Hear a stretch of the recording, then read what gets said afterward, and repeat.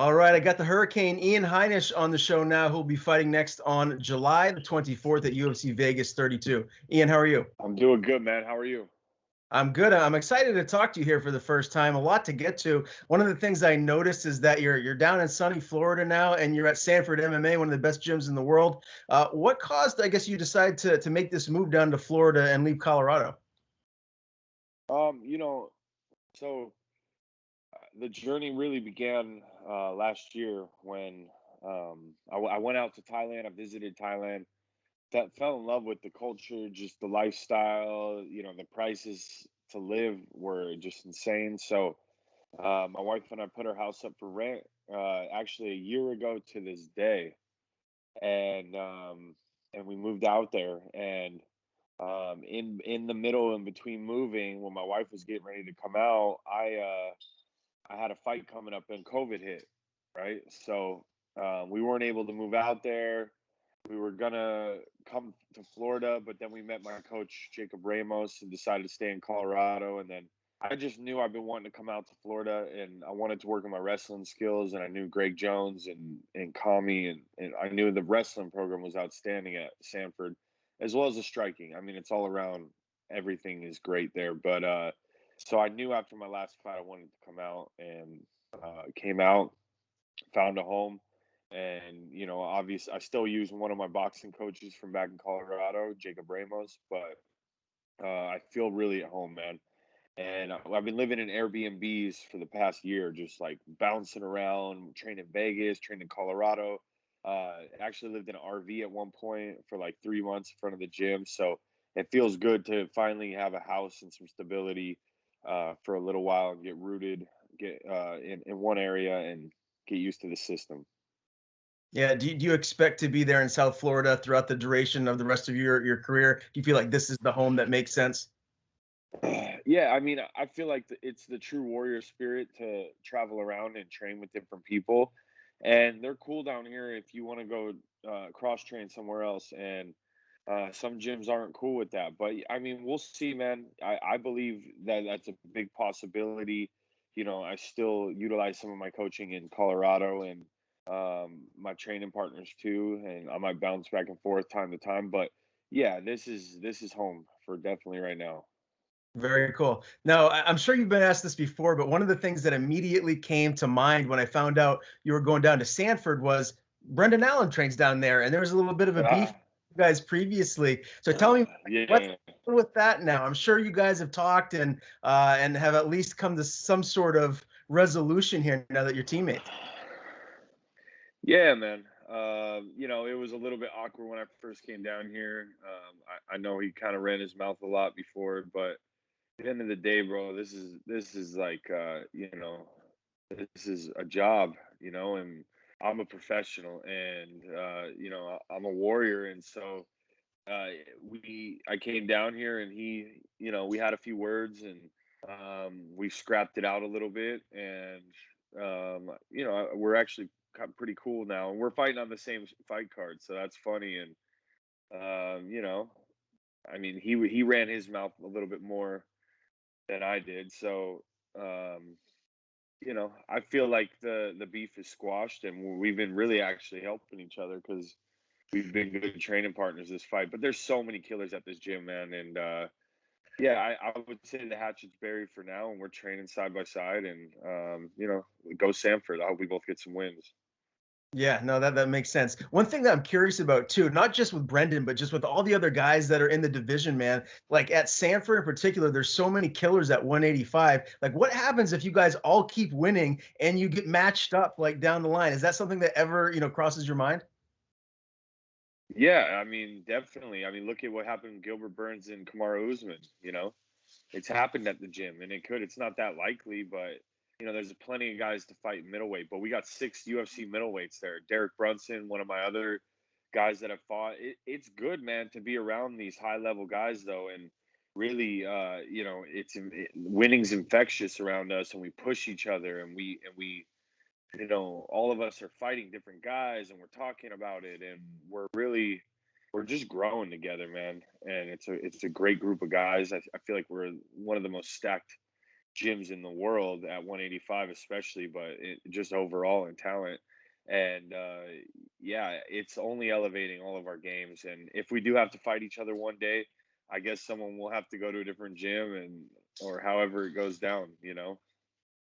Yeah, well, we'll just wait for that to come if that ever does down the line. I want to stick with just the middleweight division because it's so deep, and then you got the champion Israel Adesanya, defending the belt. It looks like Robert Whitaker is up next for him. If that is the matchup that is next, who do you think wins that fight? And do you believe that Adesanya is going to be challenged, for that belt here moving forward? Yeah, I mean, definitely Whitaker's a game dude, and I feel the fight's going to be way tougher. I'm kind of pulling for Israel. I think he's going to win just because I want to be the guy to solidify my career by beating him. So for me, I root for him because I want him to keep winning, and I want to beat him because I know, I've been training for this guy forever since he came on the scene. I knew this was going to be the guy to beat. So obviously, I got a few fights I got to win to get to that point, and I'm just focused on growing and being a better me. But I feel Israel's gonna have a tougher time with Whitaker for sure. Can't ever count him out, but I still think he's gonna continue his winning streak for a little while. Yeah, and you fought a guy just your last fight in Kelvin Gastelum that, really gave Adesanya a lot of problems, man. And you actually had some really good moments in that fight with Gastelum. Looking back on it now, I know the win is desperately, what you wanted, but like, what's the takeaway from that fight? For me, it's more of just kind of just growing right now in myself and not training so specific for a certain fighter, because I've noticed that all these top level fighters, they come out and they're well rounded at everything, and they change their game plan and they come out almost a new fighter every time they fight if they're good, like different style. Like, Gaslam's usually thought he'd be the guy to try to knock me out, turns around, he's trying to wrestle me the whole time, and I trained so much for to strike with him, and I feel like I was getting him on the striking, and then turned it into a wrestling match, and so now I that's why getting back to my roots as a wrestler, and remembering the fighter that I am, and just growing in that instead of worrying about what the fighter I'm fighting is like. And I feel that has helped me grow so much, and just dissecting any obstacle that's in front of me instead of training for a certain person. And that's what's so great about Sanford. There's so many different styles of killers in there, and guys that come in like Raymond Daniels was just in, totally crazy style to fight against. And it's just about learning how to anything that's in front of you to adjust, have that fight IQ, and adjust accordingly to beat that person. I love that answer, and I know right now you're just dialed in completely on your next opponent, Nassourdine Imavov. But I do want to ask you too about Khamzat Chimaev. I know that you talked about him in the past. He still doesn't have a fight lined up, and I guess middleweight or welterweight, he hasn't decided which he's going to stay at. But is that a fight that really still interests you if you do get this win here on the 24th? Yeah, absolutely, man. I've thrown my name out there enough times. My boy Neil Magny has thrown his name out there enough times. Whoever he wants to fight, I feel like we're both. He wants to be the best, but he's fought nobody. But he has the hype. You got to fight the best. So, but if you don't want to jump all the way up to Luke Rockhold or to a former champ, like all the way through, why not fight these guys who are at the next level up, like guys like me and Neil Magny? Obviously, we've been in the top 15, top 10. So come fight us, come test yourself and see if you're even ready for the top level. But that's on him, man. All I know is this year I want to be active. Obviously, I got a big test in front of me. I plan I'm going to step in that cage and take care of business. And I just want to be active this year. I want to get back to my active ways. And if the Hamzat name comes across my desk, I'm signing that.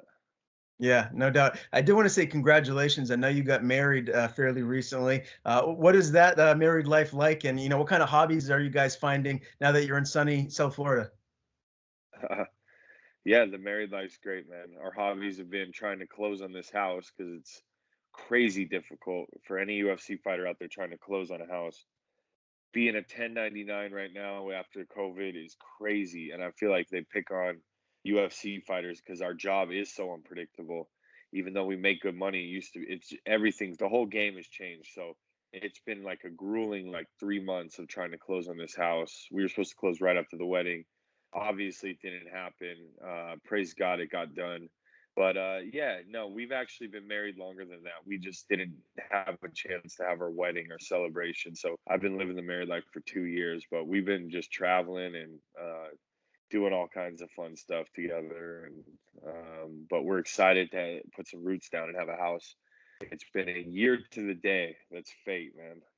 Yeah, that's amazing. I know Florida's so much different than Colorado. Do you got to worry about snakes and reptiles? Are you seeing that kind of stuff now that you're down there? There's a lot of lizards running around, but no, not really any snakes. There's a lot of iguanas. We've been catching a bunch of lizards at the house. Been fishing a lot, man. The fishing's just amazing out here, and the weather's great. It's been raining a little bit, but man, the body just recovers out here. That Mile High is hard on the body, even though it's supposed to help your lungs. I can train way harder, way more out here just because of the recovery I'm getting. And there's something to be said for sweating that much too, because your body has to adapt to that, to the heat. So I honestly think you can get better cardio down here, just in my opinion, for someone like me than in Colorado. But they're both good, man. And yeah, we're loving it down here. Very good. Well, UFC Vegas 32 is going to be at the Apex. The world's opening back up. Things are getting back to normal, and the UFC has held events with packed stadiums, but this time it's going to be at the Apex, and there won't be fans there. Is that kind of a bummer to you? Are you hoping to get back and fight fans? Yeah, man, it's a big bummer. For I'm over it. I'm ready to just have the fans back every show, but I'm grateful to be able to fight. So it's kind of like just the warrior. Hey, you got to go in there and get locked up in the bubble for a week, and then come out and beat someone up, and then you're free. And hopefully, some friends and family will come out there because that always makes it a little more fun. But I missed the old fight weeks. I missed traveling. We missed the event of the whole thing. It really, it took some of the fire out of me a little bit, honestly, just because it wasn't the same. But I found get that fire back and get some wins in, and going to see the first show live in Jacksonville was insane. The energy was there, like it just reminded me of why like I love this sport so much and the rush of it. And so yeah, I'm sad I'm not going to experience it this time, but I feel this year it's going to happen. Yeah, no doubt. Now, before we talk about Imavov, your next opponent here, I just want to get your prediction real quick. Conor Poirier 3 is what, like 2 weeks from now or next weekend. Who do you think is going to win that trilogy fight? Yeah. I think Poirier is going to pull it out just by the looks of the last fight, unless Conor somehow brings back old Conor. But I mean, that's hard when he's sitting where he's at financially, and just his life where it's at right now. So I'm gonna go with Poirier. Okay, I can't wait for that one. All right, now Imavov, your opponent here, he actually lost to a new teammate of yours, Phil Hawes. So that must give you a lot of insight into how to prepare for him. How do you like this matchup for yourself? Man, it's at this point right now, bro. Like I don't even know this guy's name, or I don't know how to pronounce it. I haven't like tried. I watched Phil fight him, and that's it, man. I'm just going in there and taking care of business. I haven't looked at this opponent. I just feel, Phil's given me a few pointers. Henry's talked to me a little bit about it, kind of a game plan. But at this point, man, I'm not looking into it at all. I don't even want to. I mean, whatever I know he's tough. I know he's kind of like the striking, but I just plan on going there and taking care of business, no matter who it was. Even if it switched the next day, it wouldn't matter to me. I'm just like working on me, man, and I'm gonna go out there and put my game on. And if I do that, I don't think any of these guys, especially non-ranked guys, are gonna be able to even touch me. So he's gonna be good. I'm confident, but I'm not overlooking him. But that's how I feel. Do you believe this fight goes the distance, or do you feel you can get a finish here? I feel a patient, smart Ian Heinisch, more experienced Hurricane coming out and putting it on him. I'm not hunting the finish, but I do have the power in these hands, and I believe I'm going to outsmart him and set him in a trap that's going to put him out. I can't wait, man. July the 24th, UFC Vegas 32, Ian Heinisch, Nassourdine Imavov. It's a pleasure to talk to you for the first time, Ian. Before I let you go, man, if you have Yeah, anyone man. to thank, please do so and tell people where to follow you on social media. Yeah, just a shout out to my amazing wife, Joni Kwam. Just it's been crazy going through all this closing, and shout out to Sanford MMA and Henry Hoof, Greg Jones, Kami, Wagner, Corey, all the amazing coaches down here. Shout out to my boxing coach, Jacob Ramos. And guys, follow me on Ian Heinisch MMA. That's my Twitter and my Instagram. And then Ian Heinisch, Ian the Hurricane Heinisch on my Facebook. So appreciate you, bro. Tune in. I've been off social media a little bit, but I'm coming back and I'm ready just to put on a show.